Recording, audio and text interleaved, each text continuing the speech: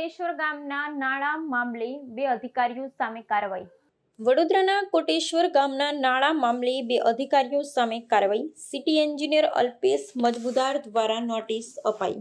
City engineer Alpesh મજમુદારનું નિવેદન. Ward 18ના કાર્યપાલક એન્જિનિયર વિશાલ ઠાકુરને notice. Additional assistant engineer Parthraj દવેને નોટિસ અપાઈ. દર વર્ષે કોટેશ્વર નાળાના ન જીવા વરસાદમાં પાણી ભરાતા હતા. આ વર્ષે નાળાને પહોળો કરવાનો ઓર્ડર અપાયો હતો. એપ્રોચ રોડ પર બનાવવાનો ઓર્ડર અપાયો હતો. સિટી એન્જિનિયરે મુલાકાત લેતા ક્ષતિઓ બહાર આવી, જેને લઈ બંને અધિકારીઓને નોટિસ અપાઈ. અમે જ્યારે કોટેશ્વર નાળું જે છે તે રાતોરાત એટલે બહુ જ ટૂંકા સમયની અંદર એ નાળાની કેપેસિટી વધારવાનું અમે આ વર્ષે કામ કર્યું.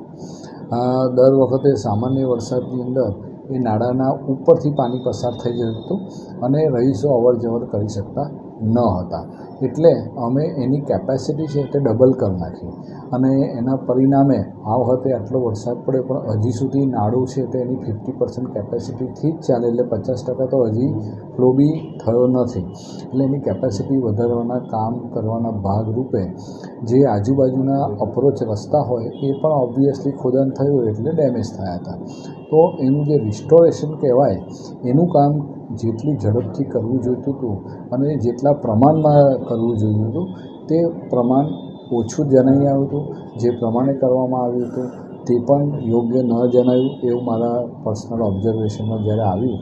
એટલે એના માટેના જે જવાબદાર એન્જિનિયર છે, ડેપ્યુટી એન્જિનિયર અને એની નીચેના આસિસ્ટન્ટ એન્જિનિયર, એ બંનેને નોટિસ આપવામાં આવી છે. કઈ પ્રકારની નોટિસ? નોટિસ એમને યોગ્ય પ્રકારની કામગીરી, એનું સુપરવિઝન વગેરે સમયસર ન કરાવવાના કારણે એમને નોટિસ આપવામાં આવી છે.